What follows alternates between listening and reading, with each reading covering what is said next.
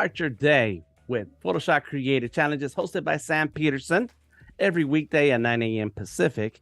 Tune in and challenge yourself with a new prompt each day. Hello, everybody. I am DTM, aka Delta Tango Mike, and we are with the amazingly talented Chris Blackstock, freelance illustrator and character designer, drawing for the environment design with Adobe Photoshop. Good morning, Chris. How are you doing today? Good morning. Doing good. Excited for day two. Finish this our sea monster pirate ship hideout. So excited. Nice. And I'm pretty sure you're gonna do what most of the time you see in a cooking show. They prepare the food and then put it in one oven and walk over to another oven. It's like, here it is. Because I'm pretty sure Yes. it takes more than 4 hours to do what you're doing. It's amazing. Yeah. No, exactly. I definitely did some work in between streams. I think last time we left off, I hadn't completely inked it. Well, I hadn't done all the line work yet, so I got all that done, and I got some colors done and some textures and stuff. So excited to show you that, and hopefully, I don't know, but we're gonna try to get to a stopping place or a finishing point by the end of the stream today. So Awesome. Well, let's say big ups to everybody joining us in the chat. Sam on deck. Robert, how you doing? RB, welcome. Francisco, aka Paco, thank you for joining us in the chat. Please leave a comment, question, or suggestion so that we know you are there. Go ahead, take it away, Chris. Let's see what you all got. right. This is what we got. Okay. So I think last time or yesterday we were let's make some little notes you guys can see. I think I only had this area done, and so we had all of this was unfinished. So to kind of streamline things today, I ended up just collapsing all the layers, the line layers, into each other instead of keeping it separate. But before I did that, I ended up doing this with this was a 20 point. Okay. And then I ended up doing from here to here a 15 point. And then I ended up doing all of this area as a 10 point. Wow. So it's not drastic, but you can tell as the line work kind of recedes, and it helps push it back just a little bit. So when I go to finish, it's already pushing it back for me, which is what I want. I also, before I combined them, I also reduced the opacity slightly on each of those layers. This one, I think, to 80%. And then this one, I think, is at 65%. Nice. So it's not, these lines I don't want to be completely black anyways. This front is okay to be completely black because that's in the forefront. We really want a lot of contrast there. That's where you want your eye to read first. But back here, it's gonna be nice. It's gonna retain some of that transparency. So when I put those colors underneath, they'll show through. So yeah, so let's go ahead and so I'll show you some of the colors I did because I'm pretty excited. So these first colors I show you aren't the colors, but so what I do first is I'll go ahead and just lay in a base. So I'm just doing, just trying to basically mark off what shapes are what colors are what. These usually aren't my final colors. I'm really just breaking it down as fast as possible. And before that, or just so you guys can see, it's all one. I do a silhouette shape first. So I'll do the whole thing, and you can kind of see it. I'll show you what that could look like. So you basically, so if I had this all filled in, it's kind of fun to see this stuff. Wow. So before I start my colors, I go in and I create a big shape for where all the color is going to be. And this allows me to create my clipping masks really, because I'll make a lot of them later on. So as you can see now, this is, that's our silhouette that we're working with now. And so this is the giant shape that I'm basically going to be working off of for the entire project. Actually, it'd be kind of fun if we shrunk that down and we could even keep it somewhere.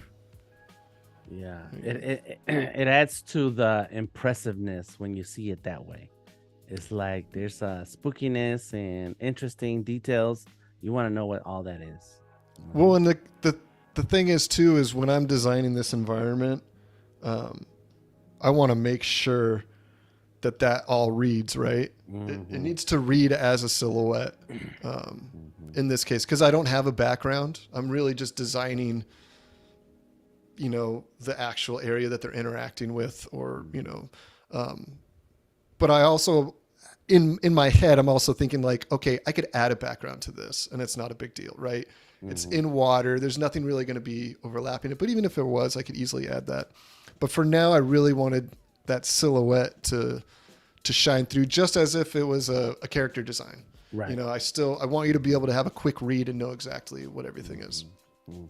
So we got that. And then, so I'll take that and I'll go ahead and I'll select, as I color it in, I'm kind of creating these places that,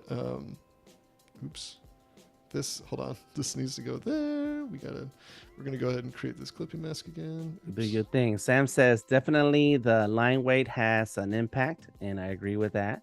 And Sam also says, yeah, having an interesting silhouette is huge. And let's welcome Clever and Jack to the chat. Welcome to the stream. Hello. So now with my colors like this, and I got them blocked out, what it allows for me to do is that I can just easily select them with my magic wand. And so the way that I've been, the way I'm working on this one, this isn't how I always typically work. I was kind of trying to, it's a similar process. Like it feels familiar in certain ways with using clipping masks, doing shadow layers on like a multiply layer, and allowing the colors to kind of dictate the color of the shadow. So other things, but I'm using the lasso tool a lot, and doing a lot of gradient shadows and colors. And so using my base colors on top of that, as I select these things, then I'm adding gradients. And what this does is this allows me to make color changes, do gradient changes, little things that are going to kind of deliver a little more impact, imply light, but not necessarily be, a strict light source, kind of just bring things out a little bit. And so the problem is if I would do that on my colors that I already have, what would happen is when I would go to, let's say I wanted to select that area, it's only going to select a little part of it. I don't know if you guys can see that. See how the lasso, and so I want to be able to, I want to select that whole shape. So instead of doing that, I can just go back to my colors and now I get the whole shape every time. And it's not going to change. That selection is going to be the same every time because I haven't touched that layer. So that's how I'm going to be doing the rest of this. I'll show you a few more steps. So now I've got some gradients I've been putting in. I've still got a lot more to do, but after that, I was starting to think about, texture, right? And so now we've got texture that's going to be adding points of interest, helping separate some of the shapes and materials. Here we've kind of got some rust that's happening on the metal there. Because without that, it's just kind of boring, flat. So we really want to age some of this stuff, right? Some of this wood has been here for a while. It's not driftwood yet, but it's getting aged by the salty air and, the water. So we just kind of went and added some of those textures. It's also a fun time to you can see those with some of those colors, start to add some greens and blues and browns and kind of just make it a little more interesting. So, and then from there, on top of that, I'm going to be having my shadows. And so with the shadow work, I'm trying not to go too dark with this, specifically for how I'm going to render this set piece.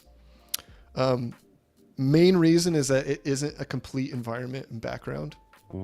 So, if this was let's say this was like in a cave and there's like a beam of light shooting down and maybe on the pirate ship, and then you got the lamp lit in the middle, like in the front, then I'd probably would be rendering this thing totally different and really have those spotlights and the lighting set up.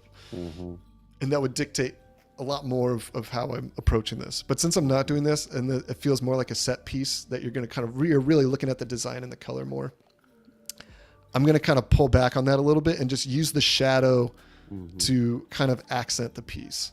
So not all of the shadows are going to be, like, oh, it's perfect to where the lighting is or whatever, but it's much more about turning the form and making more of an impact. So that's kind of how I'm approaching it, and having a little less of those really darks. Yeah, it kind of adds a little more visual detail that I want with this. And so so that's where we're gonna go from here. So yeah, I'm gonna just get rolling. Get rolling. We do have a question from RB. Do you consider using black or white transparent overlay instead of gradients? No, I've never done that. No, I don't know. Okay. So the shadow that you have now, how did you make that shadow? What did you have a layer? So it's just a multiply layer set to 40%. Okay. And it's just using a black shadow. So, and with that, so I use a one color, especially for something like this, because it has more of a comic book feel, right? And so having that black color is more, it runs a little more parallel with like how you work with print, so I kind of like that style. But what it allows me to do too is that at the end, I can go in and I can change those shadow colors if I want to. But it also it allows me to kind of select everything really simply, having that black, that one black color. So yeah, I like that. That's my technique. And the multiply allows you to bring that color from the background to mix it in with that black, so that it adds that the right color shading to that particular piece wherever you're looking at. Right, like exactly. And you can, there's other ways to do it, but this is a tried and true way. And I definitely think for this piece it works. If you really know color, and there's sometimes pieces that I do that. If my colors are set and I'm not going to change anything, sometimes I'll just go in and shade with the color I need and the shade that I need. But I think because of the style of this and what I'm trying to do, it just made less sense. And I think this is the better approach. Gives me a little more flexibility as I move with the piece to kind of see if I do need to change some of those colors or not. But oops. Yeah. Awesome. So one thing I want to make sure that I'm not doing. See, I already messed up here. So the one thing I do want to make sure is I don't want to do gradients on my color. I want to switch to my gradients layer before I do that. Because again, I don't want to mess up this base that I have. So I want to keep all those gradients on a separate layer. Nice.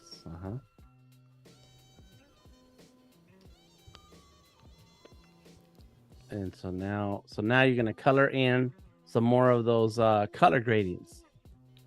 Yeah, I'm gonna put a little bit on these teeth, and kind of just pop it out a little bit from. Look at that. From the mouth. It'll create a nice contrast between the sand and also those lips. Very cool. And do you switch around your brushes? Because depending on the texture that you want to show for each type of shadow. So as far as the shadows and the gradients, those are going to be, for the most part, it's all going to be the same.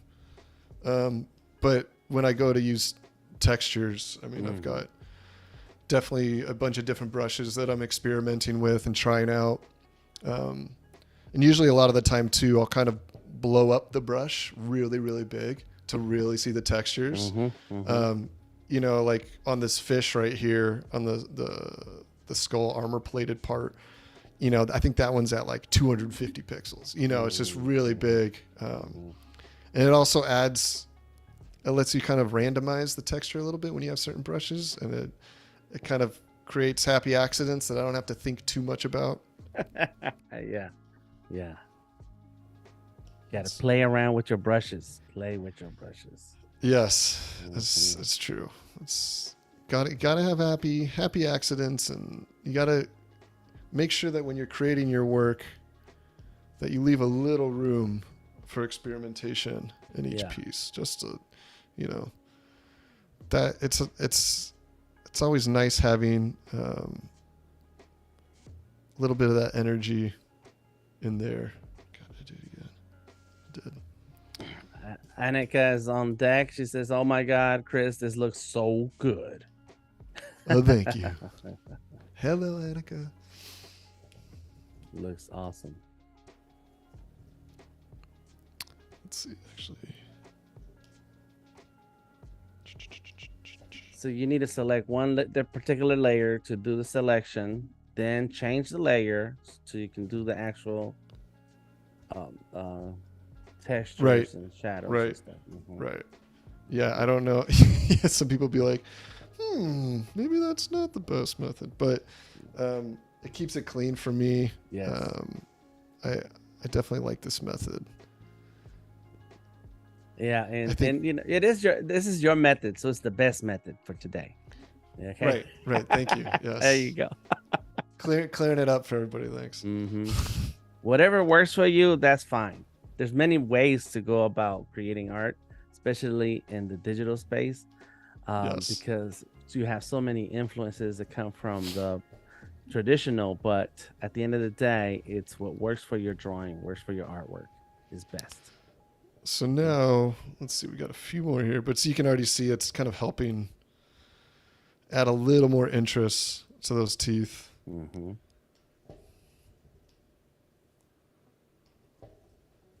my keyboard. Let me see if I can move my thing here a little bit, see a little bit better.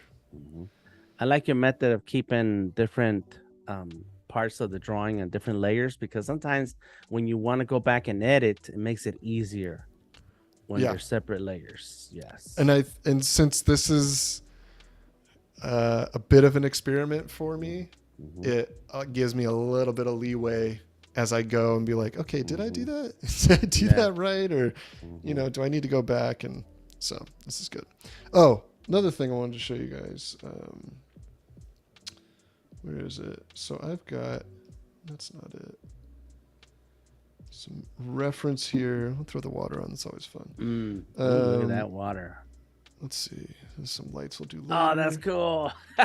Yeah, that'll be fun. Oh, and I forgot to show you the moss too. Oh, okay. Yeah, now we're you know what's happening is I'm forgetting to label some of my layers. So this will be like, this stuff right here is kind of like final details, where it exists on top of every other layer. It's all probably mostly going to be all hand done with a brush. So, and that'll be really cool once we really add some of that moss around. So I had some notes. Let's see. Okay.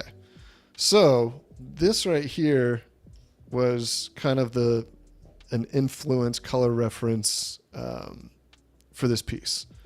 So this is a really beautiful backdrop from Gravity Falls.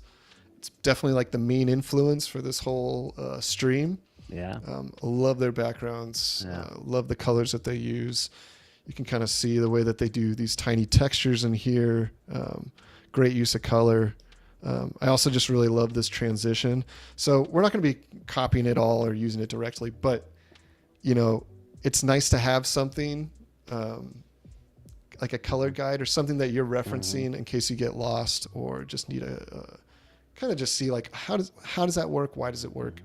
Yeah. So I pulled a few of the colors from it just to have, and then kind of made a few notes for myself over here.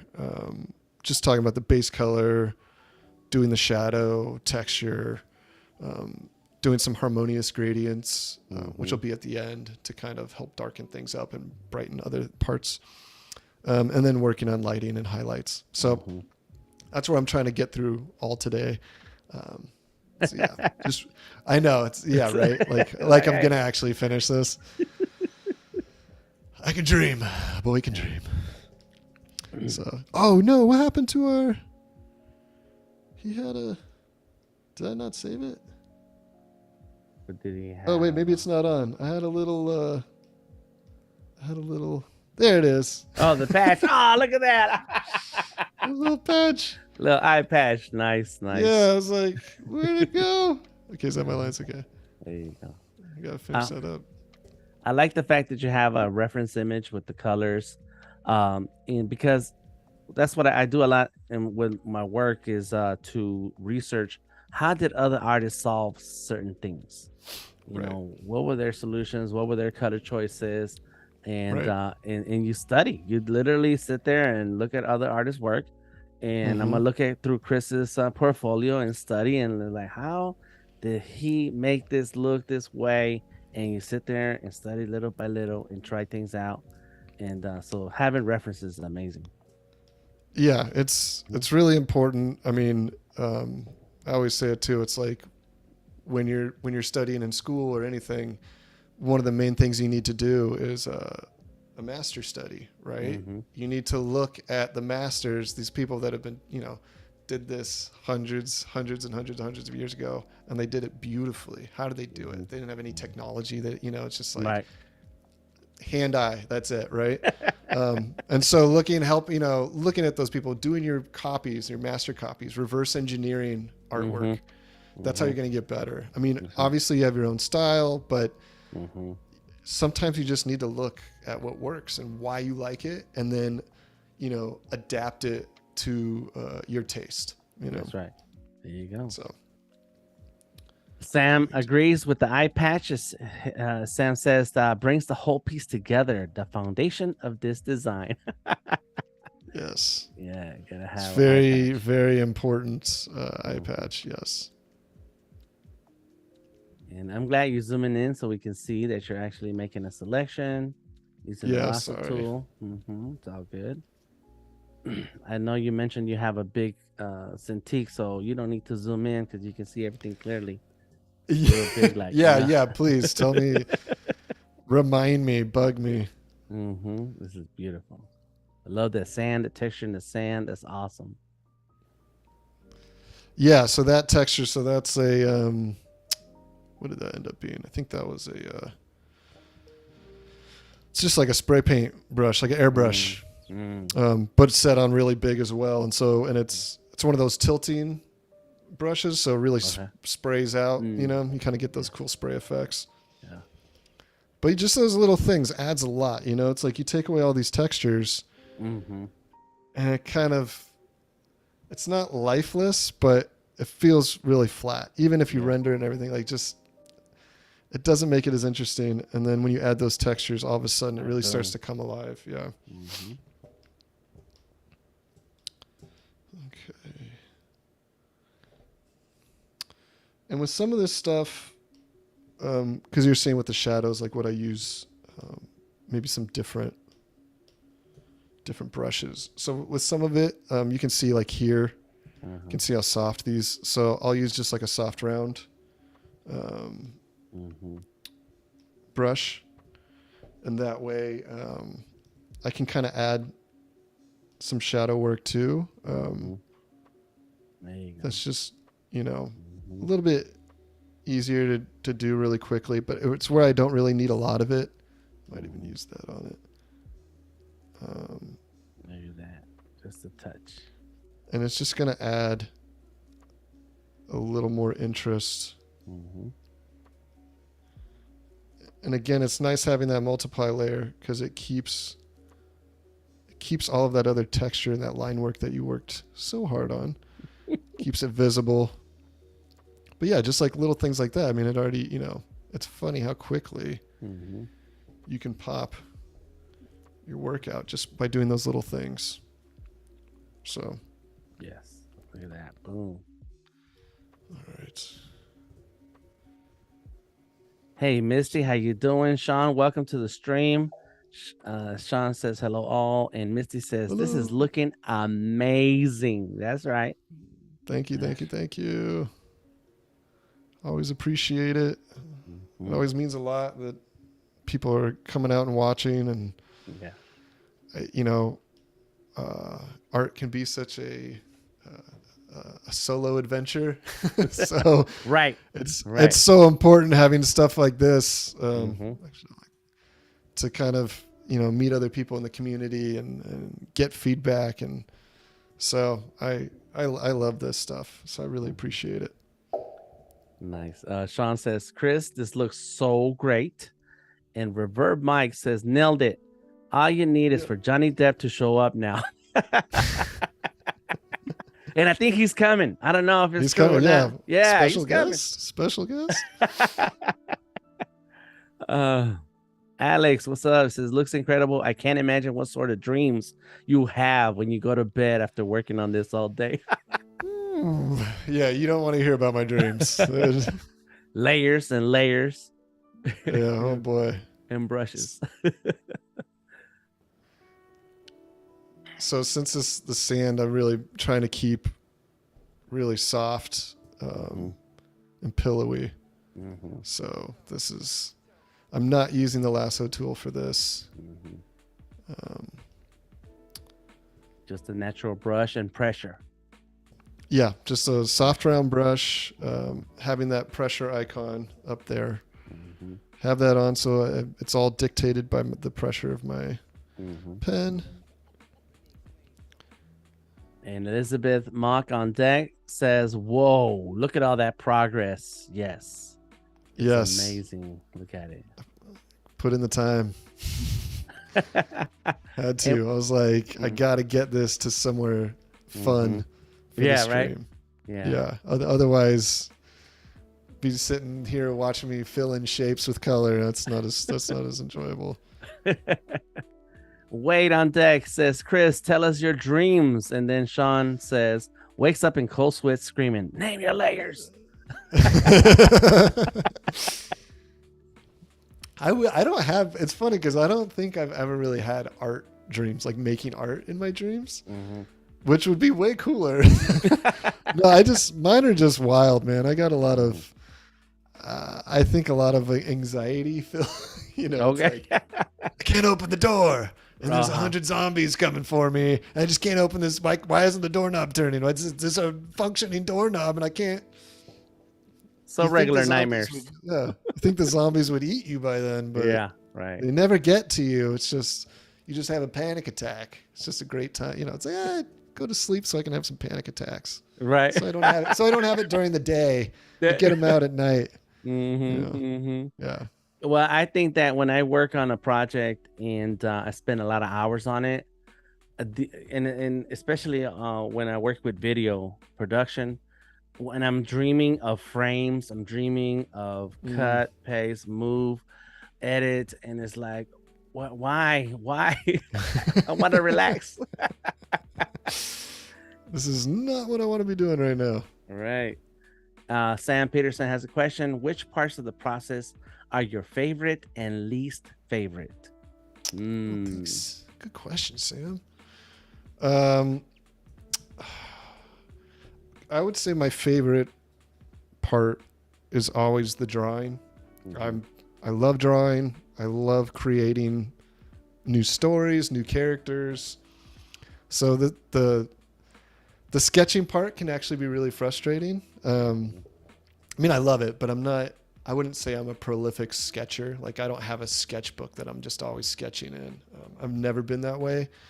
But I really love seeing a drawing to like finish, like a beautiful finished drawing. So that's my favorite part. I think the next part is this aspect of it, you know, just kind of getting in and doing these fun details and kind of seeing where the piece takes me. I have a hard time seeing that initially in my head. So it kind of reveals itself to me as I'm painting, which is scary, but also really, really enjoyable as well as it starts to kind of come together. Yeah, it's I wish I knew exactly what I was doing, but I'm going to kind of just figure it out as I go here and hope that it works. It always seems to work out. So I think I know what I'm doing, but You always, you know, there's always that second guessing. Mm-hmm. I like taking my time with some art and not looking at it for a few days, because Yeah. sometimes in between those gaps of time, the ideas come to you, or you see an art some drawings from somebody else, and you're like, oh, I see in your drawing something that I can take into my drawing, and it would fit Yeah. perfectly. Yeah. And sometimes you need those times away from your drawing to get those creative moments. Oh, Mhm. I mean, there's so many projects where, you know, they're like, you got a month. And I'm like, okay. And you work on it and nothing, you know, there'll be those moments where you're like, I suck. Like there's, you know, like you just like you can't think of anything, your Mhm. ideas, you're just not loving your ideas. It could be really discouraging. And Mhm. so there are those times where it's like, you know, taking all that time isn't helping, right? Yeah. Sometimes, for me, sometimes having a deadline Mhm. really helps push me Mhm. um, to where I need to get. Or, you know, it's, you know, you end up kind of being indecisive with a lot of things. Yeah. So that's, yeah, but it is nice when you really when you get to where you are, like you get that piece, that drawing, you're loving your design. And then you get to really spend time with it. That's a good feeling. Yes. It's a really good feeling. Experimenting, trying things out. Sometimes you don't see the vision for it. Yeah. Sometimes you Yep. do. Sometimes it just comes out naturally, and I'm Yep. surprised when that happens. Yeah. I Like, like, oh, yeah, look what I'm I done. did. Yeah, Yeah. I'm done. I'm done. Let's Look at go. me, Let's go ma. eat dinner. Yeah. Look at me, ma. I, I did it. And Jack Watson says nothing will motivate you more than a quickly approaching deadline. That's That's right. right. That's right. Mm-hmm. That's what it feels like. The good thing is that uh, especially with like working professionally, is like I work really well with deadlines. Mm-hmm. So I think one thing that I've always been proud about with my time as a professional illustrator is I always meet the deadline. I've never had a late project. So that's something that I always kind of aim for. Mm-hmm. Is always try to get it in on time. Always, Mm-hmm. Mm-hmm. and if you can't, you know, I think a lot of artists are guilty of this. Is don't make excuses. Mm-hmm. Just be honest with your client Mm-hmm. and give them a real time frame. Mm-hmm. Now it doesn't have to be exact, right? Like sometimes you give them a time frame that is satisfies them, but you also know in the back of your head, I'm like, I'm going to take another day or two. That can be okay sometimes, depending on what the project, like if they don't need your art, they Mm-hmm. say they need it, but you know that they don't actually need it by that time. There's always ways to kind of buy yourself a little more time, but Mm-hmm. you should always aim to get that art in on time. You know, Mm-hmm. don't let that tired trope of like, you know, artists are flaky. They Mm-hmm. never respond to their emails. They don't, Mm-hmm. you know, Mm-hmm.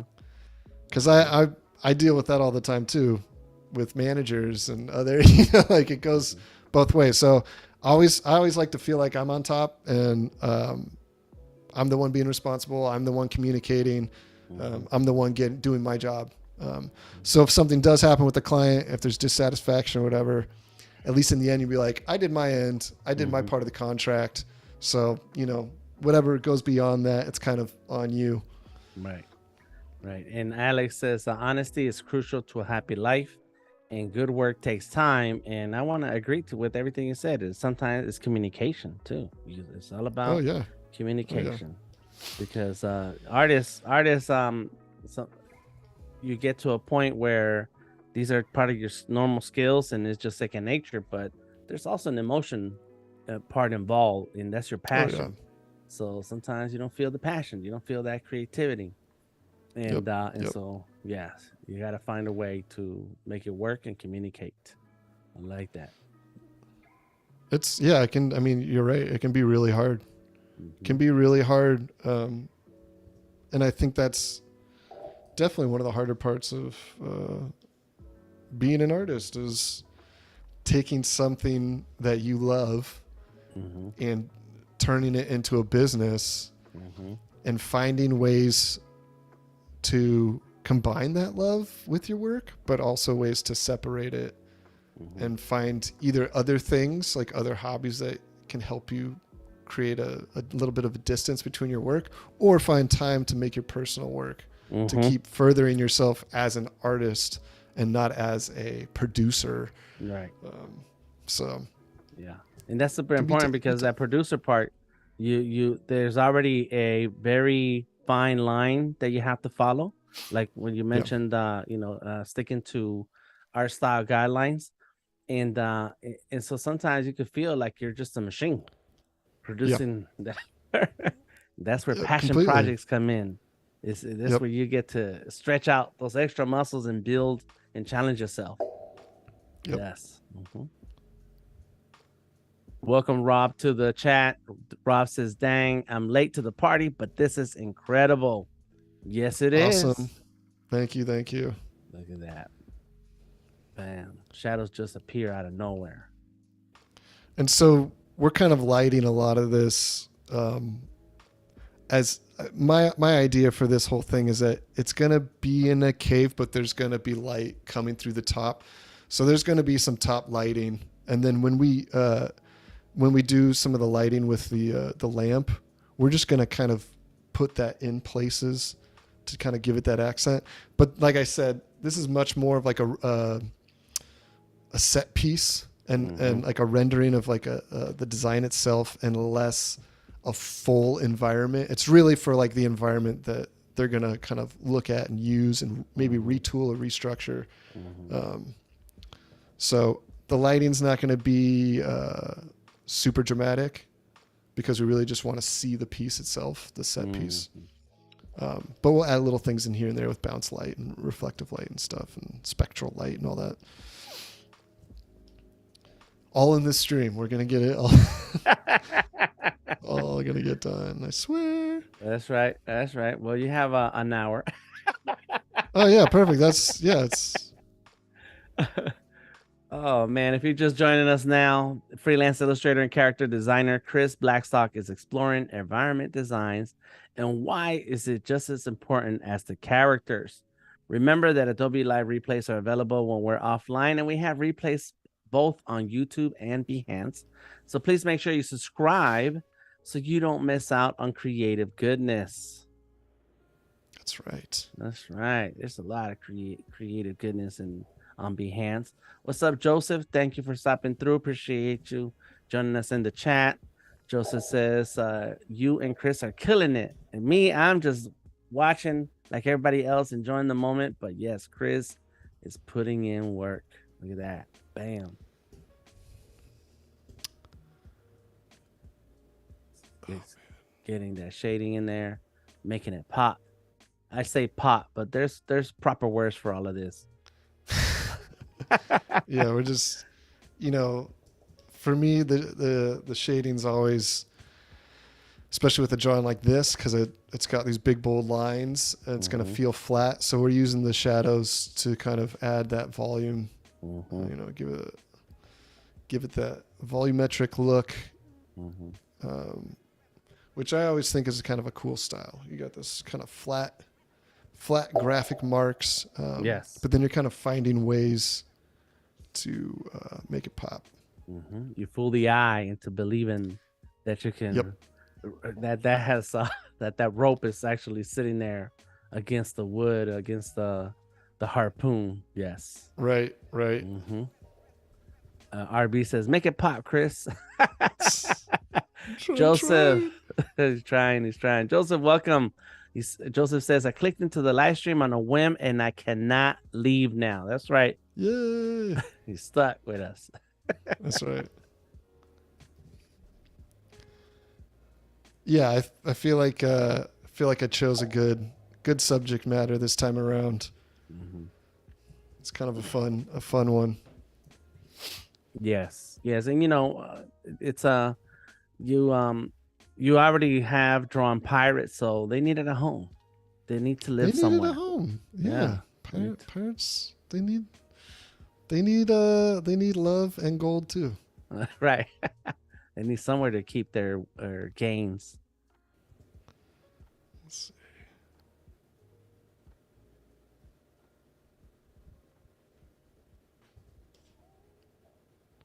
Oops. And so you are in a masking layer. So when you make selections, it really just keeps that selection inside of what you already have. Exactly. Hmm. So Hmm. um, that's exactly right. And that's what, let's say if I took this off. So now you can see Mm-hmm. the shadows all over the place. Going So outside. we just go ahead and create Yeah. that clipping mask, and Boom. there we go. It's looking nice. Clipping mask. There it is.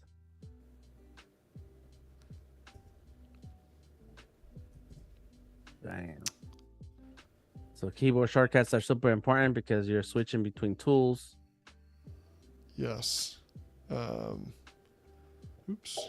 So yeah, to add to a lasso, you just hold shift, and then if you want to take away from it, you hold the alt key. I'm also working on a Mac, Okay. just in case, so people know. And if I'm saying keys, I think is the command key. Maybe that's the only key. I think that's not on the Yeah. It's command or PC. control. Correct. Yeah. Right. Control is PC, command Mac. Mm-hmm. Okay. So then we add. Yeah, it's gonna look cool. Oh, look at that. All right. So this feels pretty close to not finished, but done to a place that I can move on to these bones. I'm just going to do this quick little thing on the sword, and then I think we can move on.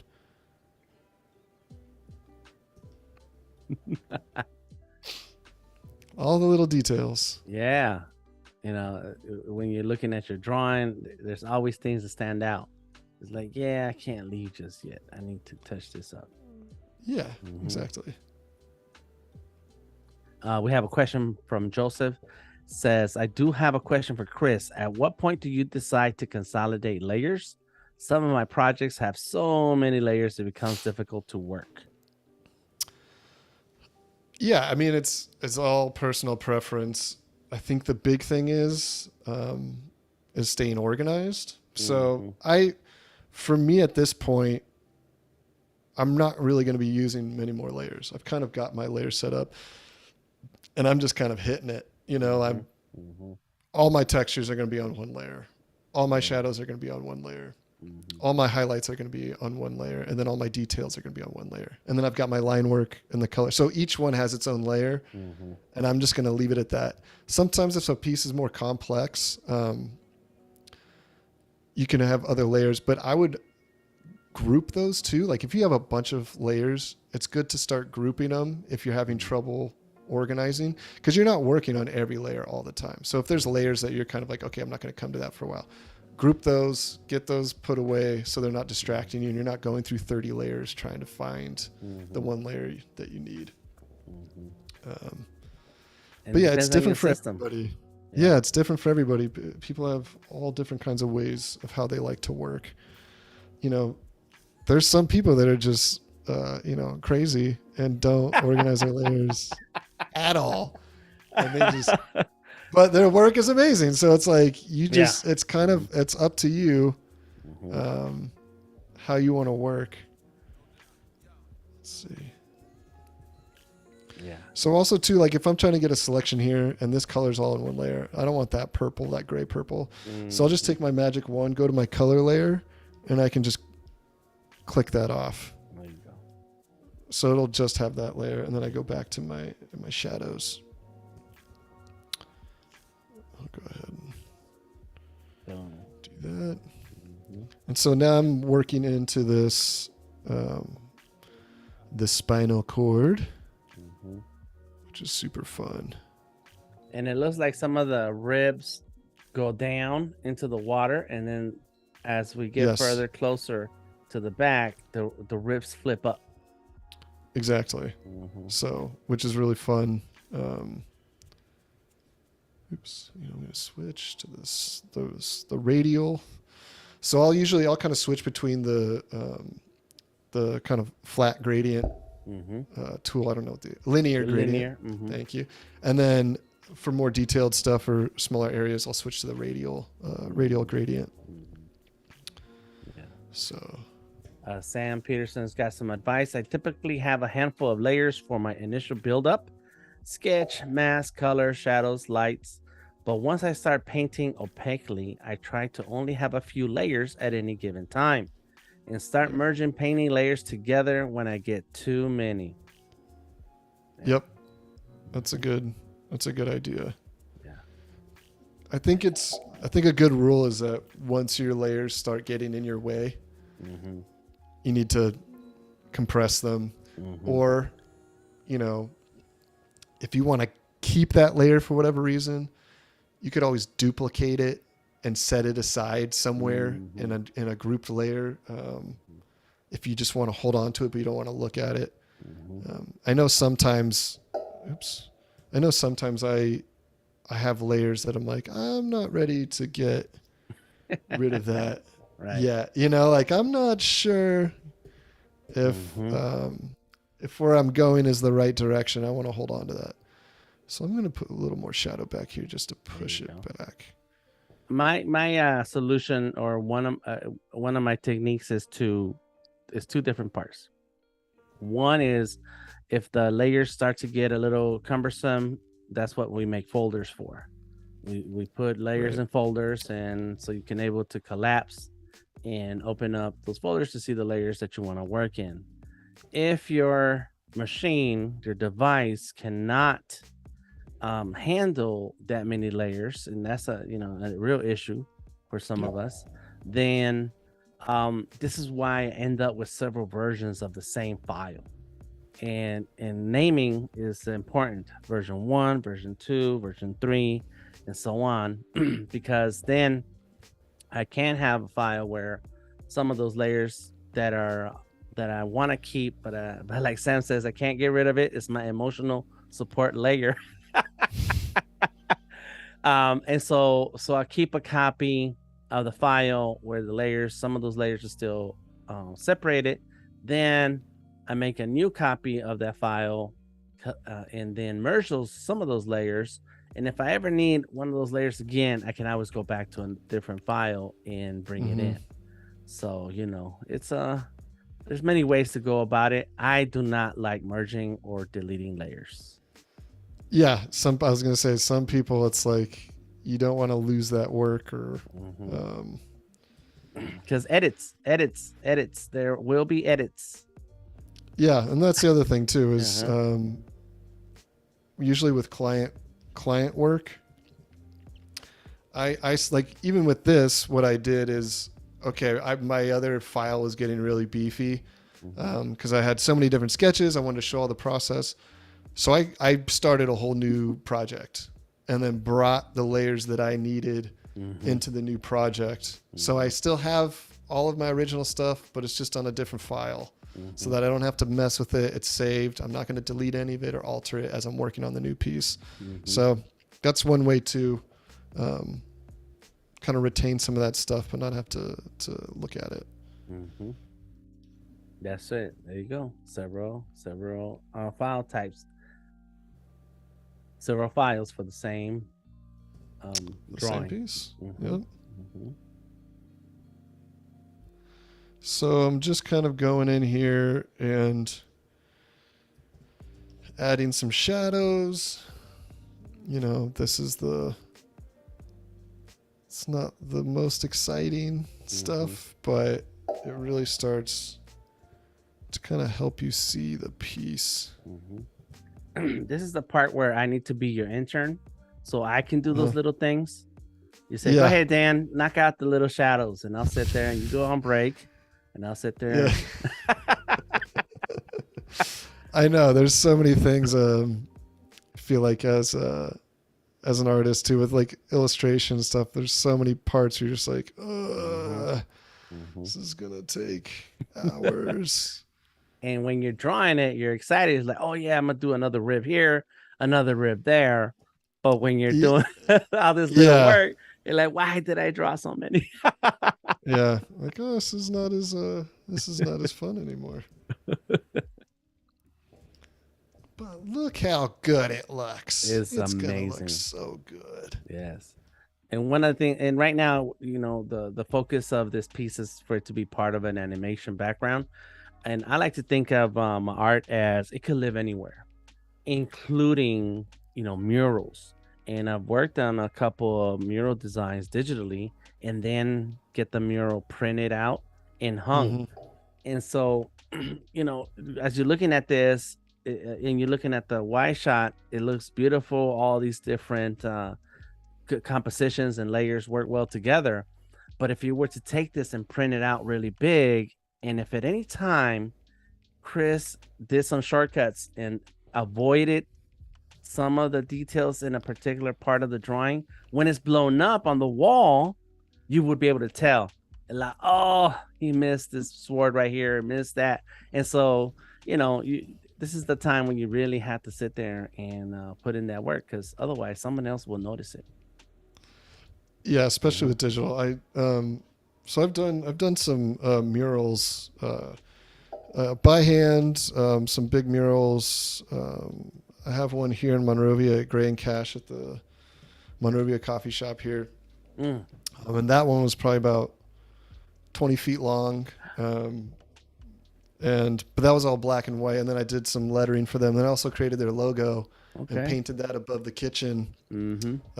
So if you guys want to check it out, Gray and Cash, GREY and ampersand Cash. But done that. I did a logo or a mural. That's about like a 10-foot mural, a little bit bigger, on this place in San Francisco called the Midway, which is a electronic venue art gallery down in the Dog Patch. So that was really fun. And I used to work for a street art gallery in San Francisco. It did street art, and it also did lowbrow. A lot of stuff through. We had a lot of juxtapose artists. Did shows with. We did one of Shepard Fairey's like first big shows, like Ron English. A lot of these guys.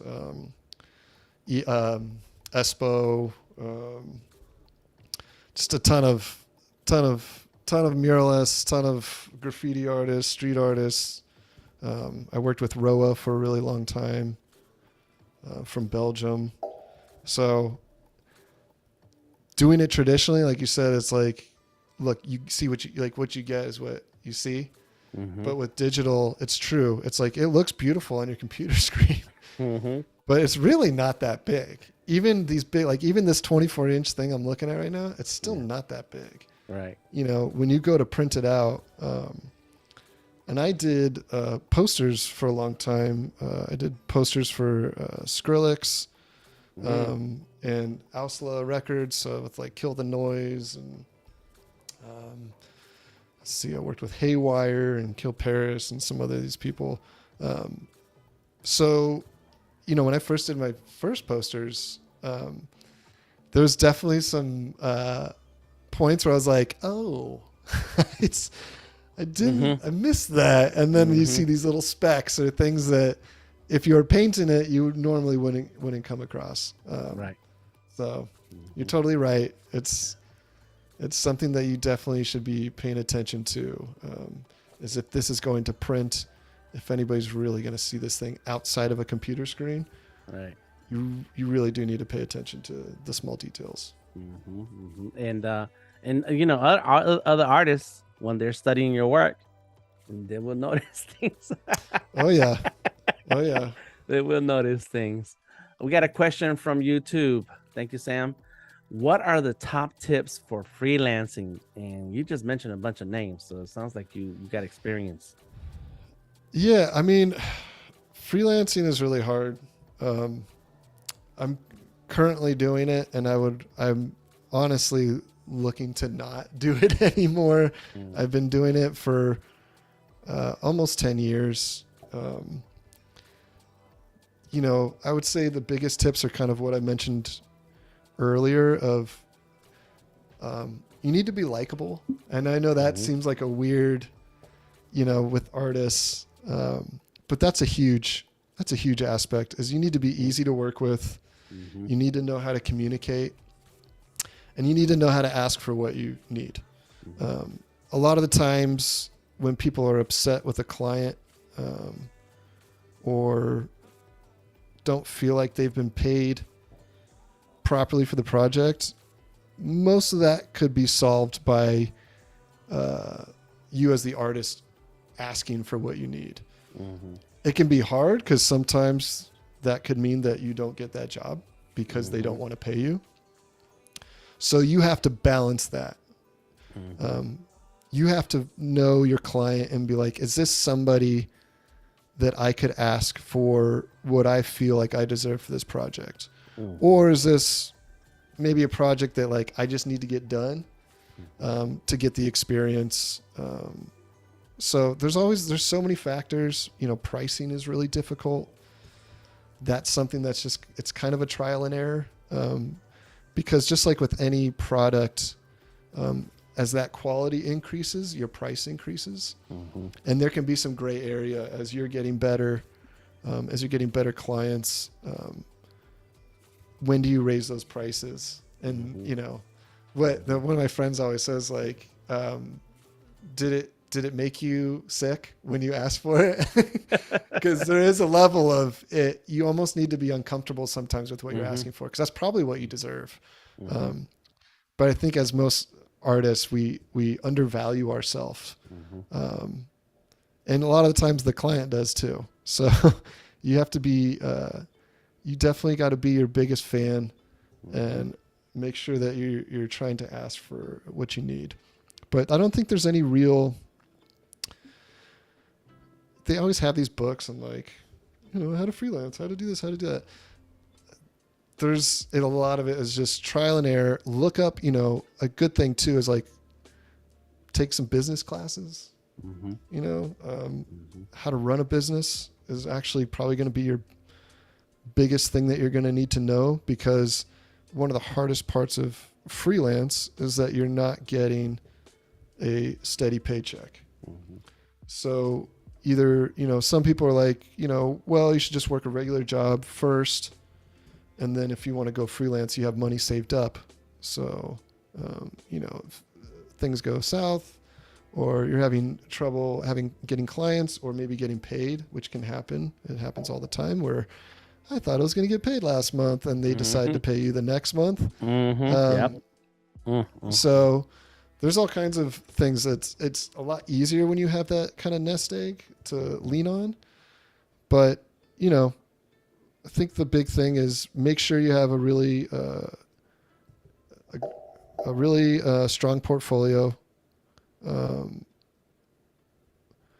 If you don't have if you don't have the kind of work that you want to do in your portfolio, then you need to make up a project yourself and create that work, because 9 times out of 10, a client is not going to hire you if they don't see that work already in your portfolio.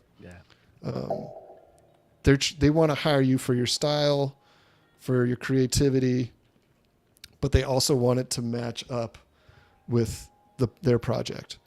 So don't get discouraged. Like my teacher who I have right now, Nate Ragg, I'm taking a great class, character design class on CG Master Academy, which is an online course that anybody can take. It's really cool. They've got tons of classes on there. But Nate Ragg is my teacher, and he's the production designer at DreamWorks. And I think a great thing that he said in our last Q&A was, he's like, your art isn't for everybody. And even when you're a working professional, even when you've done all these things, your art's not going to fit most projects. You know what I mean? Like, right. Even a lot of his success, he's worked on Ratatouille, Toy Story 3, Puss in Boots, all these big time movies, The Croods, New Age. But, there's still tons of projects that he's getting passed on because, you know, especially as a production designer, they're just not looking for his type of style, you know, or his sensibilities. So I think it's knowing a little bit about business, which I think is really important. If you can, try to have some money saved up, because I think that's also an important step. Try to have a community that can support you, because there's, you know, I could tell you whatever, all these things, but when you're in the situation and maybe you're dealing with a difficult client, or you just have questions, it's always nice to kind of have somebody to bounce that off of, just because sometimes you're like, am I crazy? Right. Am I crazy? Because there are those times you're like, I feel crazy. And, you know, and then you tell somebody else, like, you're not crazy. Right. They're crazy. And you're like, thank you. Thank you. But sometimes, you know, if it's a friend and they're like, no, yeah, you're being crazy. You need to rewrite that email, take a breath. Like, you're taking it, you know. So you've probably been there. Oh, yeah. Take a breath. Take a breath. Everything's going to be all right. Yeah. But yeah, it's a hard gig. But don't feel discouraged. A lot of people do it. It's just, it's a lot of work and a lot of dedication, and you have to be really consistent. So freelance is not for the weak. It's a very tough industry. Just being an artist in general. Exactly. And looking for the clients or having a consistent stream of income is very difficult. But like you said, many others have done it successfully. And so there's no reason why you can't be successful also. Just takes time. Very good answer. Put in that work, man. That's the biggest advice I can say is really put in the work and really try to always think, you know, and this takes time as well, because you have to kind of learn some of this, but you know, when you're doing these projects, imagine who your client is, right? Have an objective more than just the project. Maybe you are your own client, right? Maybe this is for you. What would I like, or what would I need? But, you know, if you're trying to get in the entertainment industry, look at all the books that are out there, all the, you know, making of, read up on the different positions that are out there.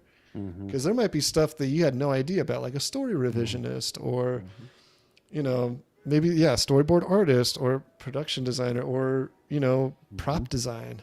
Maybe you never knew that, like, prop design is your thing, right? I mean, for me, a lot of this is, you know, trying to be a character designer is really hard, and it's also very competitive, and there are a ton of artists that are better than me.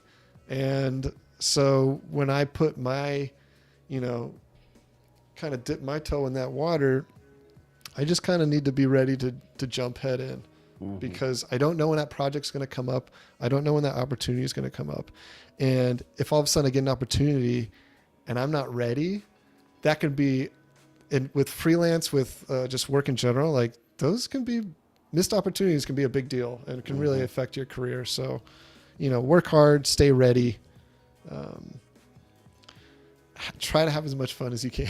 I mean, it's really important, because otherwise you'll get burnt out and you'll be miserable. Trying to figure out what I need to do next. But yeah, it's a good question. It's tough out there. Yes. Thank you for the question. Thank you for the answer. And yes, try to have fun. You got to have those moments for yourself. Like I'll work on a project and like a children's book. And I'm doing all these cute, beautiful illustrations. And sometimes I need to take a break and draw a skull, because I'm into skulls, you know. And it's like, I need to draw this for myself. I need a moment for myself. Yep. Yeah. So yes, you gotta have fun, and you never know. And do a little bit of research. Keep following streams like this. Follow the artists, and do a little and pay attention to the work that they do and the positions they hold sometimes, because yeah, you'll come across a position you didn't know existed, and then you end up liking that part of the process. I actually worked in animation projects before, including a for a film, a movie, and but I was just one of the many names of animators and artists who were in that long list at the end of the credits. But I worked in enough frames to that in the kind of work I did, it would just fit me as a 2D illustrator. I know nothing about animation. I dabble, I play around with it, but just what I do know how to do, it fit part of the pipeline. So you never know what you'll come across. Yep. That's it, right? Mm-hmm. Is you Mm-hmm. kind of just, you never know. And Mm-hmm. it's, and it's gonna happen. You're gonna miss opportunities. Things are, so, but it is important to be ready. Try not to beat yourself up too much. Because life is life. Things always happen, and you're not going to be perfect all the time. But just keep pushing forward. Try to stay positive. Try to surround yourself with positive people. Mm-hmm. Those positive Pollys, not the negative Nancys. Right? Sorry if that's an old. That's awesome. That's awesome. Polly and Nancy are like, come on. So stereotypical. Let's see. All right. So Okay. yeah, that looks good. Let me jump in. Stay tuned for the artist spotlight coming in later today. I think I think Sam will put up the place where you can submit your recommendations for creatives to highlight for our next artist spotlight. So stay tuned for that, and we will get everybody's question in, because Chris is sharing a lot of goodness here, so I don't want to interrupt them. But Rob, we'll get to that. Octavio and Alex says, I would also offer the tip of letting your client know well in advance. Let them know now in August that you need to increase prices effective maybe in the new year, so both parties can plan for it. Yeah. Yep. Yeah, always. That's a good idea. Mm-hmm. Yep. Mm-hmm.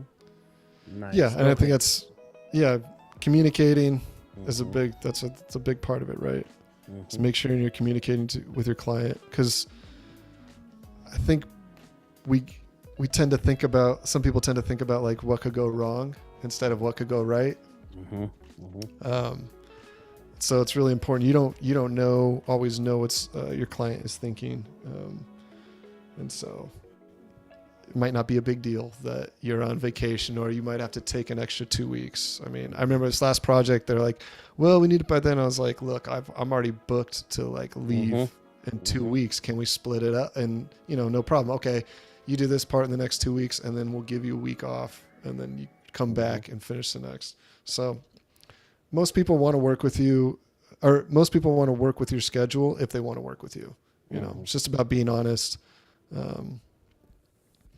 And not doing I can have it done by then, and then the time comes and you're like, I need another week, or Over promising. Yep. Mm-hmm. Yeah, Don't get caught up in that. Mm-hmm. No, I can get a slippery slope. Yep.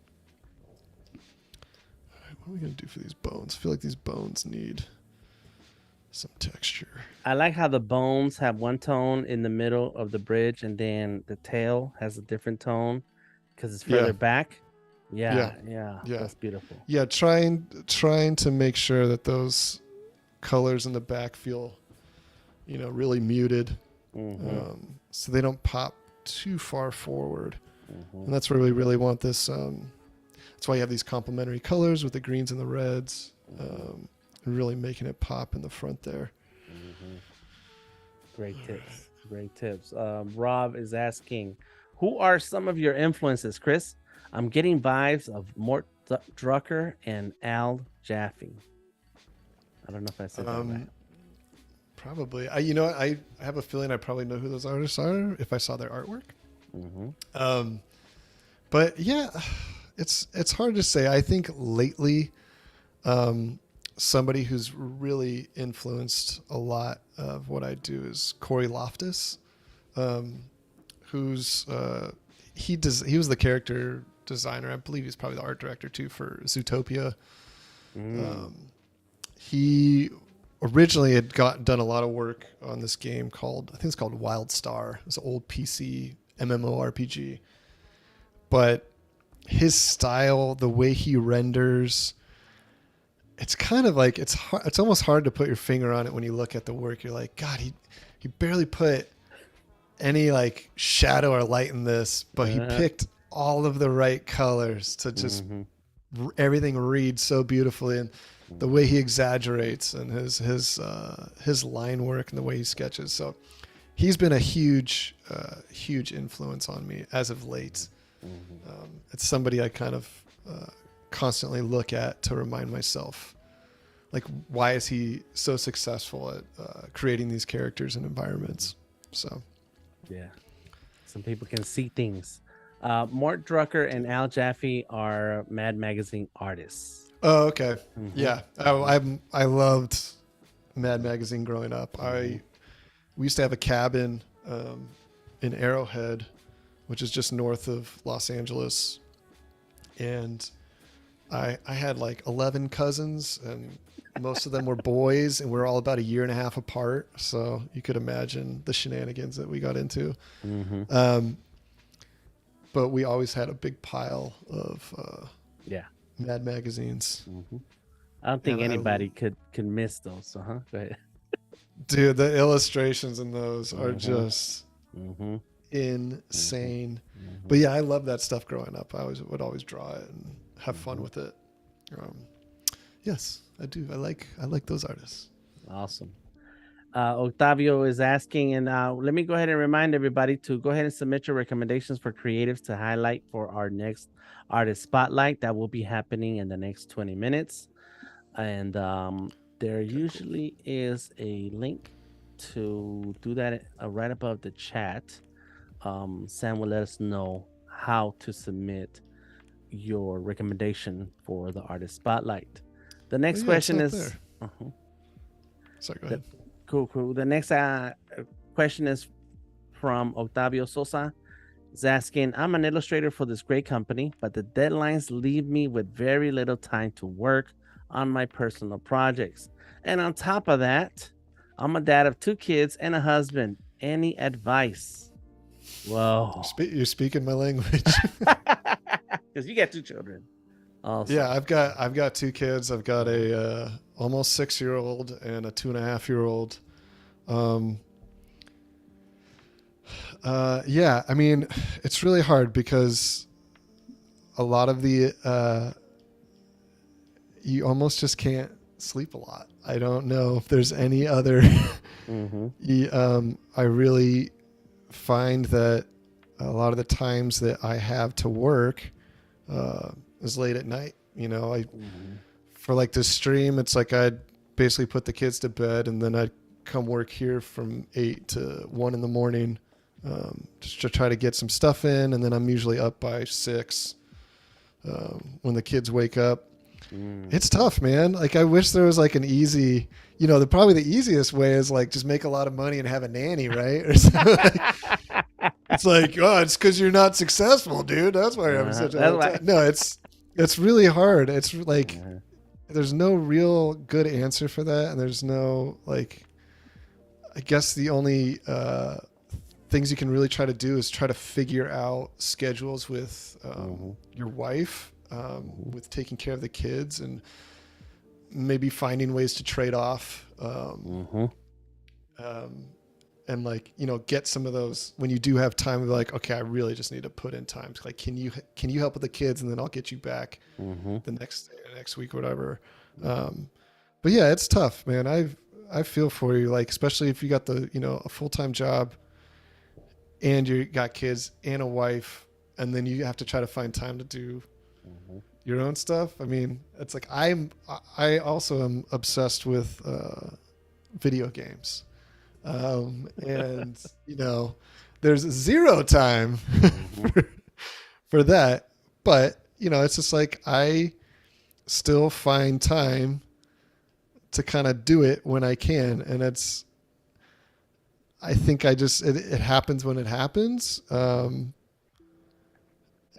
But but I try to make a little bit of time because that's my escape, right? Like that's something I love art, but I'm doing it all the time. Mm-hmm. And so sometimes it's like, oh, I got all this free time. Like, I don't want to do personal art. I don't want to do like, I just want to chill or have fun or be in somebody else's world. So yeah, I don't know. I think trying to stay as organized as possible. You know, obviously having childcare is the biggest. That's the biggest thing, right? It's like, how do you get that childcare? And balance, trying to find that balance with your family. Yeah. And work. Right, because then you still want to spend time with your family, right? Like yeah. But never think of balance as equals, as two equal sides. That's not balance. Right. Technically, the definition of balance, but in real life, it's really about making sure you find those times where you're gonna be 100% with your family and 100% with the job, and time management is super important, super. Yeah. But also, yes, making those deals where it's, look, I need a certain amount of hours, this particular set of days. Like right now, where we're live, I'm at home in my home office, and I've told my family I'm live at Adobe. I cannot have any crazy noises in the house right now. That's it. Bug me. Yeah. And so they make the compromise of, okay, we're gonna stay out of the kitchen, we're gonna stay out of doing certain things at this time because I need that perfect silence. Right. And then that means I gotta do something in return for the rest of my family. And so you have to find those compromises and find a way to manage your time so that when it is you are given those amount of hours to work, you go in working, boom. I think that's a huge one too, is like, do not waste that time. Really be mindful, and just know that like that is your time. Yeah. So what you want to do with it is up to you. But if you have projects in mind, or if you have things that you want to do, it's like, you got to get it, go get it, be mentally there, which can be hard too, because you're like, you could be scatterbrained or all, all the things with having a family. But I think working on your mental and making sure that when you're there, you're committed to your work. That's really important. But yeah, that's what right, and that's why we set up habits. You got to set up a system of habits or steps that get you into that creative mode. Mine is Judge Judy. I need to watch a few episodes of Judge Judy. There you go. I need to play some music, and play my favorite movies. And as soon as I step into the seat and I have these things rolling around, my creativity knows that it's time to crank it up. Right. So whatever that is for you, you need to do that. I wasn't expecting the Judge Judy. I like Judge Judy. I grew up with a mother who was very strict, and so when I watched Judge Judy yelling at somebody, it's like, yeah, they deserve it. Take that. Yeah. That's so funny. Don't lie. Yeah, I grew up conservative Catholic, so I went to Catholic school my whole life, so I know that. I know that whole game. That's funny. Yep. Sam is jumping in and says, I don't even have kids and I have a hard time with that. It seems to be about prioritizing the few most important things and getting rid of anything else. Yes, it is a never-ending struggle. And you feel it. Becca says, I definitely find it hard to find motivation to work on my own art when I get home from 9 to 5. And that's understandable. That's understandable because you've expanded all your energy out of your system for the job, for the gig, and then where's your energy for yourself? And this is why I set up those habits, because those habits is what feeds me that inspiration, that energy to push it out. When you create, and right now everything that Chris is doing, he's expanding the energy and bringing it out of his self. But there was a time when that energy went in. There was a lot of studying and research and practice, and that's when the energy comes in. So you have to have those recharge times and those times where you you have the system in place to pull it out of you at that time. It's true. Mhm. It's and that can be a hard part too. Is if you're still in a space where you're still studying, still creating, that can be really hard. It can be really hard to try to find that balance. But it's like right now, it's like I'm doing this. I've got this comic book that I'm got to finish up in these next couple weeks. I'm gonna be hosting with Adobe Live as well, which is gonna be awesome. And then I'm got my just regular freelance work, and then also I'm taking a class. And so who's watching the kids right now? Nana. Right. Community. Because my wife is here working. She's working on her jewelry company. So it's like, yeah, you kind of have to find ways to make it work. But I think everybody's got their own struggles, and so you're not alone. Right. And the struggle is always going to be there. There's always going to be something. That's life. That's right. Life. Yeah, if you want to live life, yeah. Yeah. Life is like, life is a struggle, but it's a beautiful struggle, right? Like you can make it beautiful. But yeah, I mean, it's especially if you want to do anything great, it's not going to be easy. Yes. Never. Right. And that's just a fact. It's never going to be easy. Rob says, I'm with you, Becca. The daily grind kind of wears you out. Then there are always things that come up. And I'm going to add this to that part, is that, yes, when you look at your daily life, there is this big spending of energy because of the job and certain things. And so then instead of thinking of your daily life as I didn't draw today, or I need to find time to draw today, you look at your overall schedule and say, once a week, I want to be able to put in 3 to 4 hours, or whatever time you think you can put together, and say, this is the day when everybody has to leave me alone. This is the day where I'm not going to work today. This is the day where I take a day off. You got to find a way to find that balance, which is never an equal thing on each side, but you find those moments where it's all about you and your talent. Yep. Ross says, I find it tough to have art as a side hustle. It requires constant work, yes, and development, correct. Scheduling and commitment are paramount. A long list. Yep. It's a long list. It's a long list. And Becca says, lately I get most of my art done while I play D&D online. It gives me the time and inspiration to work on my stuff. So there it is. Yes, you find your spots. Find your spots. Yeah, and for me, it's like, I just decided that this is what I'm going to do, and there is no plan B. So, it's like, that's kind of how I've always been my entire life. And, it's had its up and downs, and it's not been easy. And there's been plenty of, financial struggle and relationship and all the things. Right.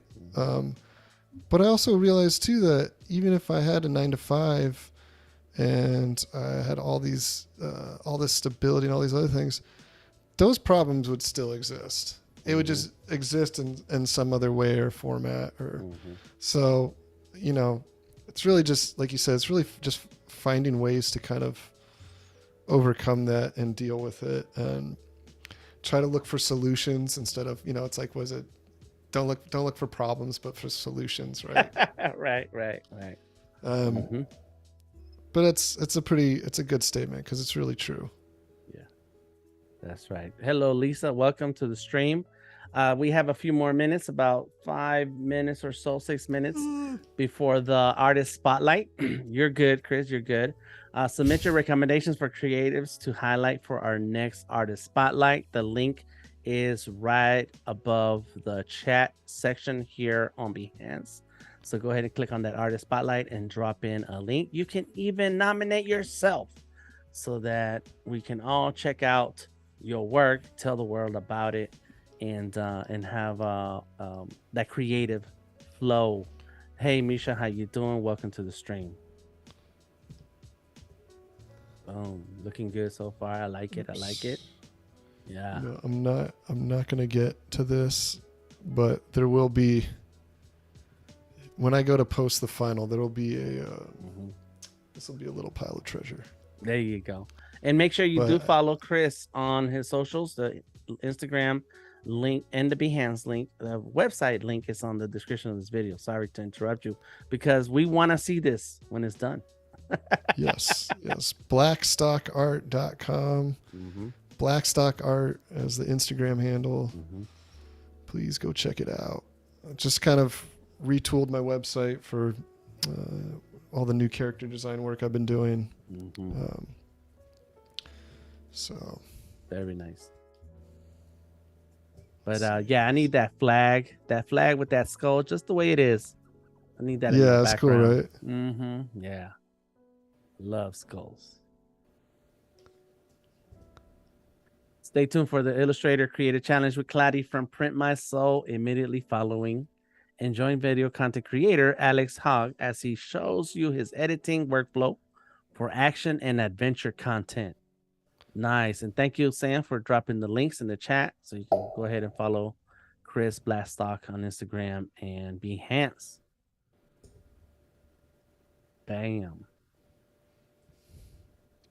And once we'll do the artist spotlight, we still have time to come back in and add anything else you want. So you're good. I wanted to finish one, you know. We'll get there. I mean, I'll get to a stopping point, but I'm sure I'll go back and I'm gonna get crazy with the details and add all the fun stuff. Well, that foreground looks amazing. All the textures, the shadows, the highlights, it's beautiful. It's beautiful. Well, and a lot of this, and we're going to try to keep most of the texture here, right, in the foreground. This is really where you want your eye to be. So we don't want to add too much texture back here, just because we don't. It starts to get muddy, huh? Once it's too much. It could get muddy. It just could be just too much, right? Like it's. That's why a lot of it is kind of simplified. It's just an easier read. I think a little more enjoyable. So since this is bowing up just a little bit, I kind of get a nice gradient shadow here. Yeah. Hey, Enlightened Swami, thank you. Says amazing work, Chris. Next level work. Thank you. Thank you. RB says looking dope, Chris. Thank you.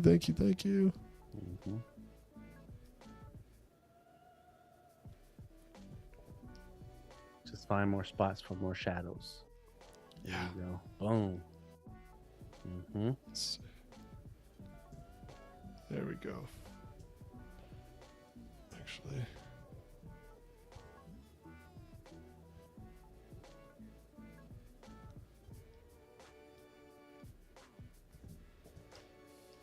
Okay.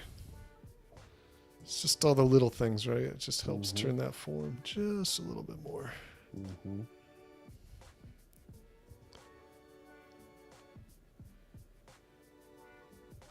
One more minute, and then we're gonna jump into the artist spotlight. All right.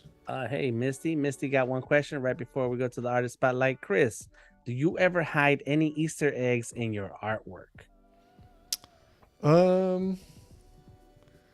It just kind of depends. Like, I don't know. Easter eggs are kind of like weird, right? Because they kind of reference past stuff, or so I guess there's probably always things that I end up using, or with my style and stuff. But I do like to always have little tiny story elements, like this little pirate guy,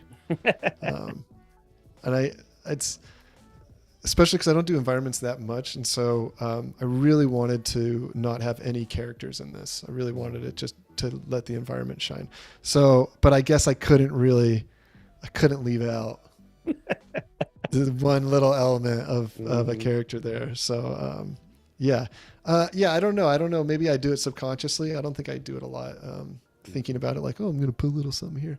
I think with the posters, when I was doing my electronic posters and stuff, there was more of that. Just because I could kind of go crazy. If you look a lot of the Kill Paris stuff that I did, there's a lot of Easter eggs and stuff from his videos and other previous posters. But so yeah. All right. There you go. Good answer. Thank you. Robert says, love both of your work. Chris and DTM. Thank you. Thank you. Let's go ahead and save. Yeah, you are saving. Good. Yep. I'm on top of it. And let's see who is our artist spotlight for today. We'll let Chris share his screen and pull it up.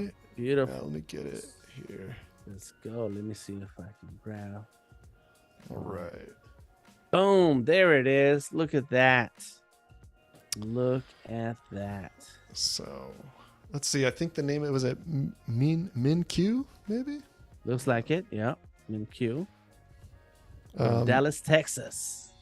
Yeah, but I mean, this work is pretty awesome. I have to say. Looks like these are some nice character lineups we got here. I love the color palette.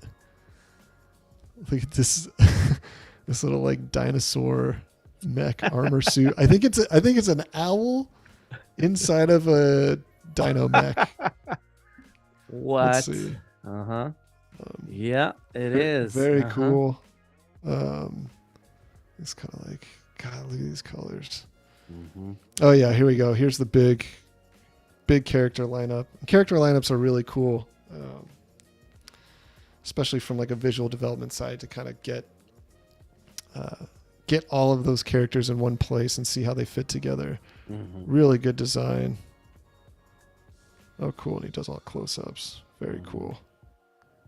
I love how artists like this find exactly where to put the shadows.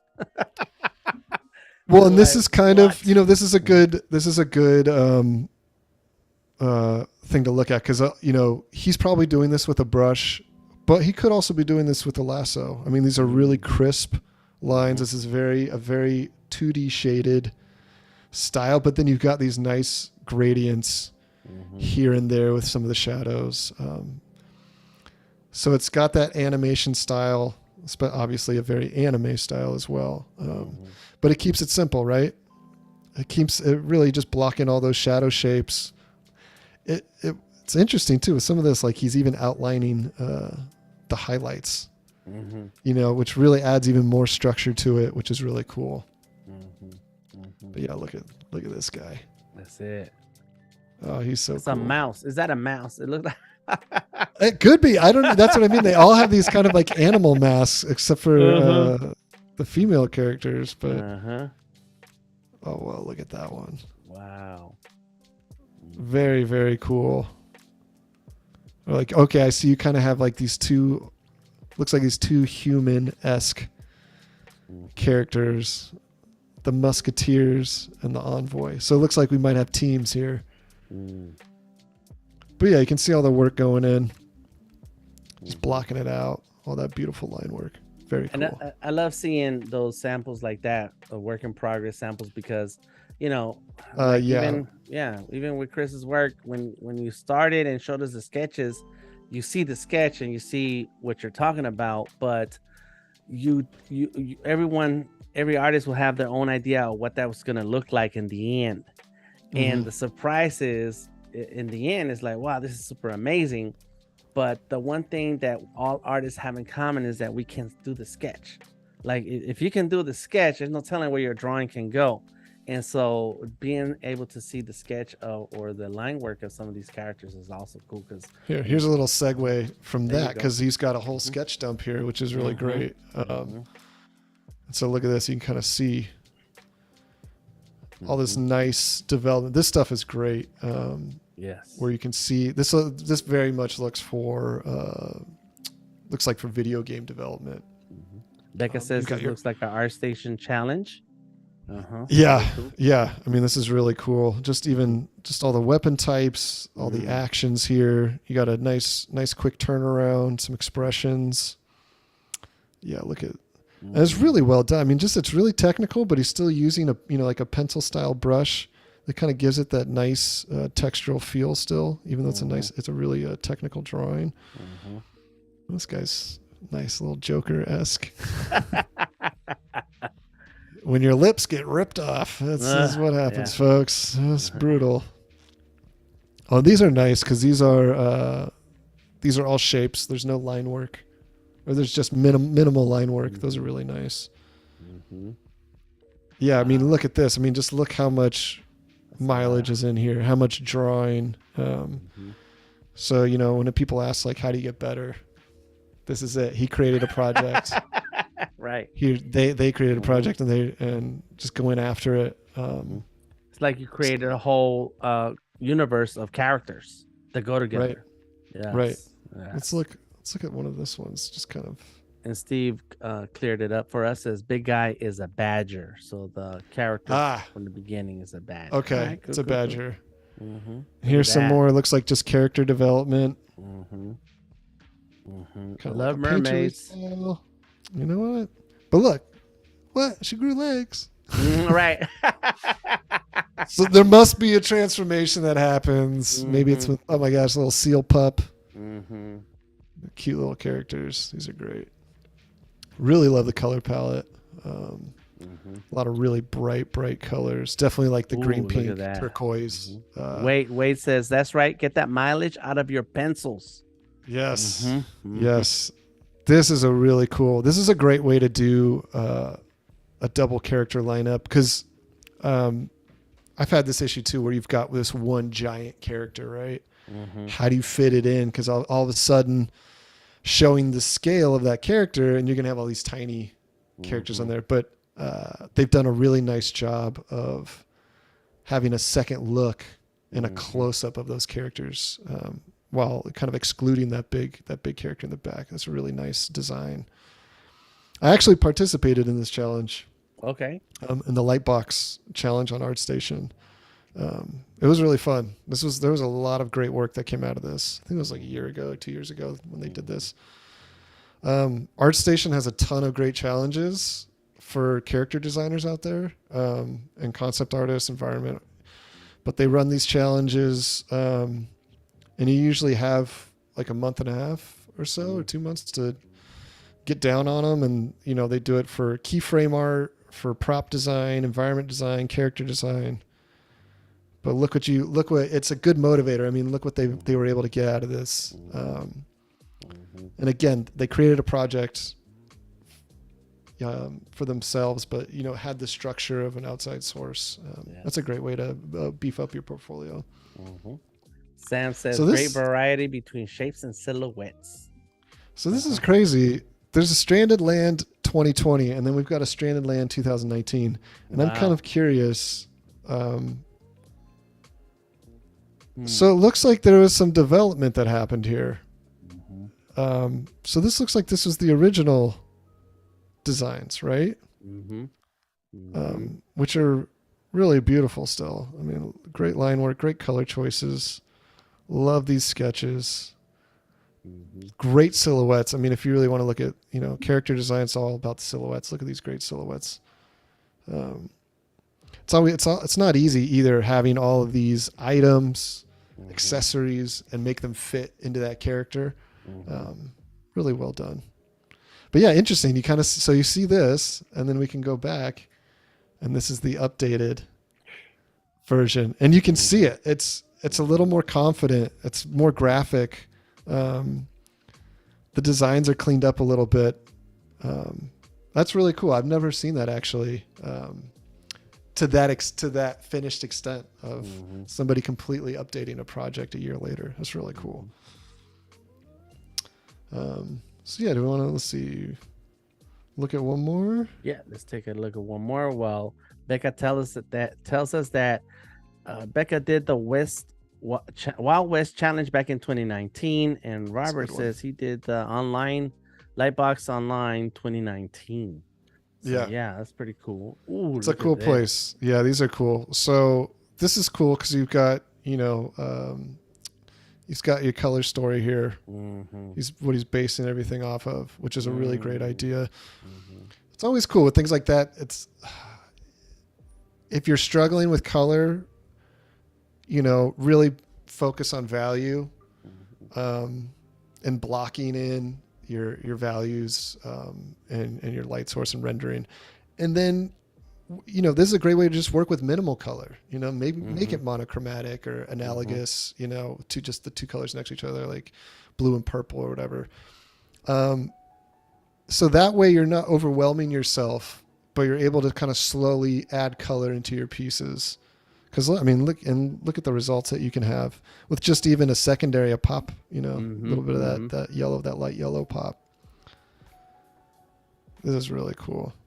So yeah, you can see really cool. I mean, the layout design too is great. Something I struggle with personally, is laying out my artwork nicely, and some people are just really good at it. This is it's really beautifully done. The way it's all laid out, everything's really easy to read. Really great job. This is really great stuff. Wow. Yeah. And looking at the characters individually, as a post by itself, those are nice. And I think that's when he worked on them. Yeah, it looks like this is a progress of him. These are the characters that he's slowly developed over time. That's really cool. Very cool. Well, good job, cool. Mean. Very good. Awesome composition and color and characters. Go give this artist a follow. The link is in the chat. Sam dropped it in there, so go ahead, check it out. Thank you all for your comments and questions. I appreciate it. This is beautiful work. Awesome. Make sure you stay tuned for the Illustrator Creative Challenge with Claudia from Print My Soul. One of the amazing artists that I follow a lot. Claudia got skills. Immediately following, join video content creator Alex Hogue as he shows you his video editing workflow for action and adventure content. And please make sure that you check out the Adobe Live replays. They're available when we're offline. We both have replays on YouTube and Behance, so make sure you subscribe so you don't miss out on the creative goodness. And thank you, Sam, for the link to Mean's portfolio. That's awesome, on Behance. All right, we got a few more minutes to see what we're gonna what are you gonna show us now? I'm just gonna do some quick. Yeah, I'll do that stuff later. I think since we are kind of just going towards the end here, we'll just add some fun few little details, and just kind of show you that. I'm trying to think if that was no, that's not it. Let's see. So there are ways too where eventually, that's kind of what I do is I'll put in a gradient and it'll push it back even more, and then when I go to add those lights, those will shine even more. But a lot of that stuff, that's kind of like you do it at the end. It's like the post, So we're not going to worry. That'll post, put it on my website and post it on Instagram for sure. Okay, let me see if I can find this brush. I thought I saved it, but I'm a little worried that I didn't. Let's see here. Is this it? That's not it. Shoot. Okay. We're going to do some digging.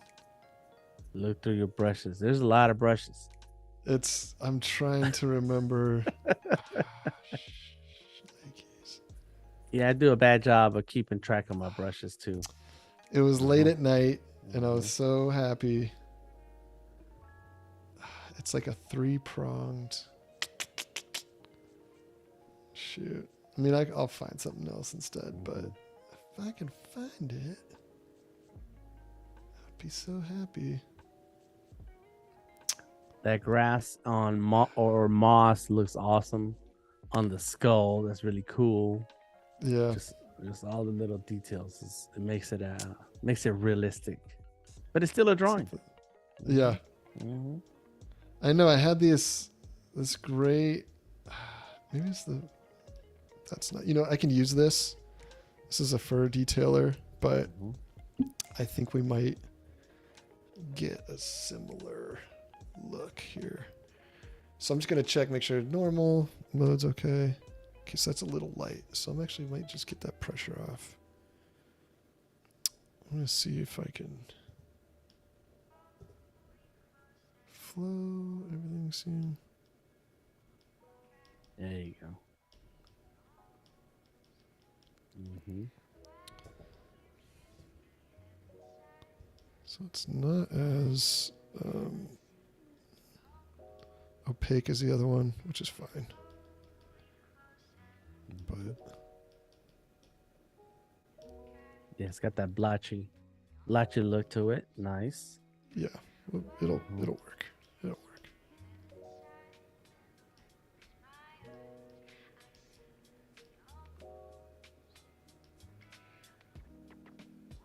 Yeah, we're just watching the master work, so we're not saying anything.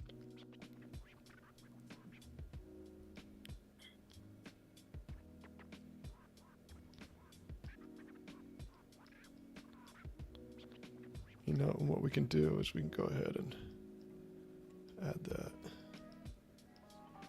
in there, and that'll kind of help combine these so that they feel like they share family. It looks like that fish head's been sitting there for a long time. Yeah. It's one with nature now.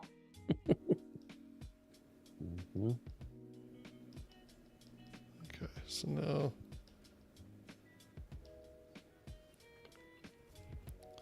got a little bit of that, and we can add some of this. Let's see how these look. There we go. Yeah, that's pretty close.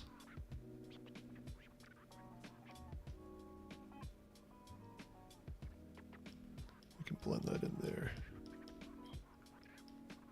There we go.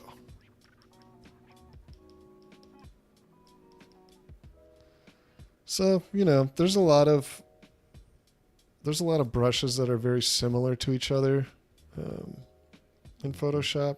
So don't panic too much if you can't find the brush you used. I guarantee you there's another one that will probably fit your needs.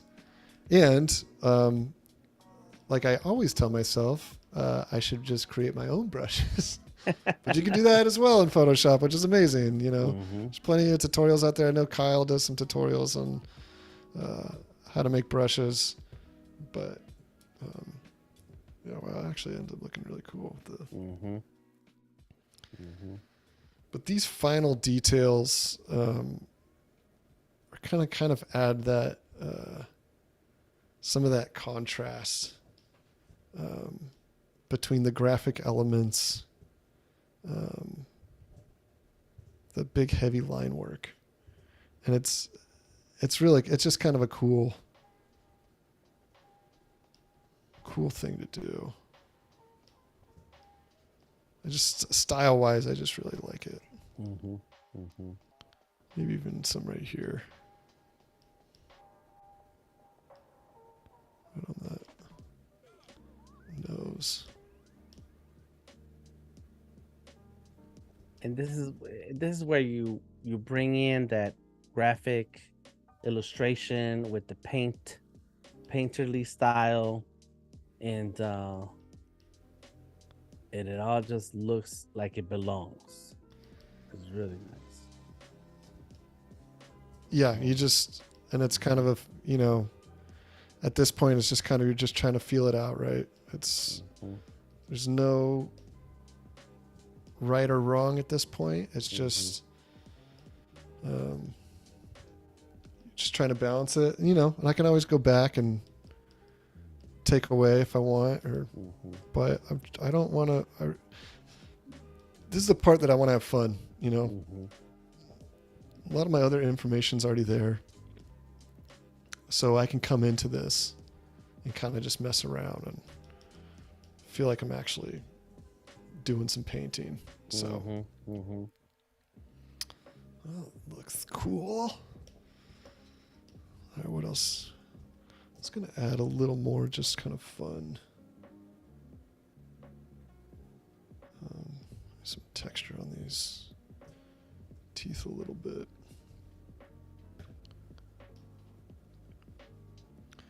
I'm going to pull this fur detail up and just throw it in my collection of favorite brushes here so I don't lose that again. Okay, maybe this textured. How does that look? Oh, I know what I wanted to do. This is one thing that I wanted to do before we go, because I will be doing some kind of some highlights. So I did want to go over that actually. So I'm just going to use a round brush for some of this. But I want these to really stand out. And so these are going to kind of just be fun kind of lines. And again, a lot of this with this project, it's not exact. You know, there's a lot of stuff that I'm just kind of doing because I think it looks good and it adds to the piece. It makes the dents look like real dents inside the teeth. Kinda Right. like the way you did the rocks. Yeah, these little highlights here are really cool. It's just as the light catches the edge. And again, it's just another little technique that's going to help turn your form, add that little bit of detail.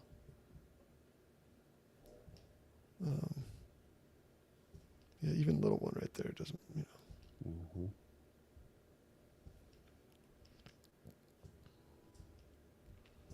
Damn. I worked on murals where I had interns, and I made the interns paint the flat areas, all the flat colors, and teach them how to do the gradients, and then. But the final touches, like that's me. Everybody step back. I know where the little highlights go. I know where all the little shadows go. This is the fun stuff. I gotta do this. Yeah, exactly. It really is though. So I'm going to try something. I'm going to kind of just go in and do a little bit of.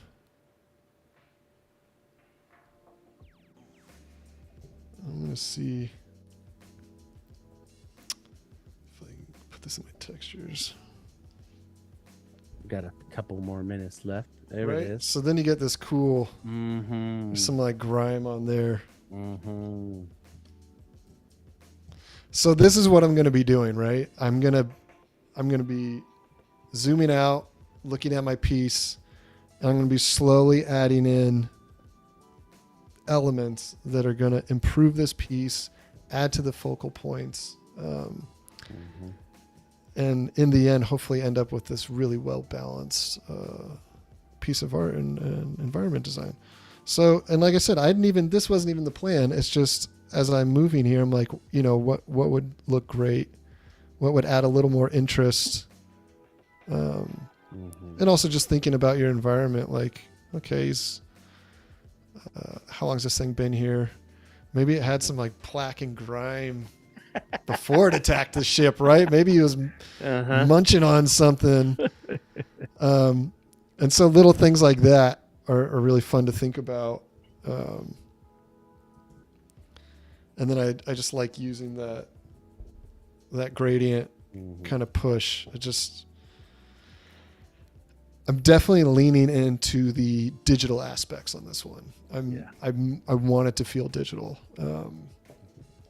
And I think that's like, you know, using this as a reference, it's got all these great painterly aspects to it, but it's very digital. You know, you can tell it's digital right away. And I want that same vibe, you know.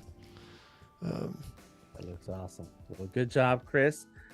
Illustrator and character designer Chris just spent a couple of days with us sharing the process on creating environmental designs and with Adobe Photoshop. So go ahead and give him a shout out right here in the chat. Let him know how you feel about it, and make sure you follow Chris on Behance or Instagram or both places, and stay tuned for more because this looks amazing. Good job, Chris. Thank you so much. Thank you so much for having me. You're a great host. Thanks for everybody coming by. I had a ton of fun, and I will be posting this finished bad boy in the next week. All right. While you try to balance your life, no rush. Yeah. Okay. Yeah, no rush, right. All right. Thank you so much, everybody. Enjoy the rest of your day. Bye, everyone.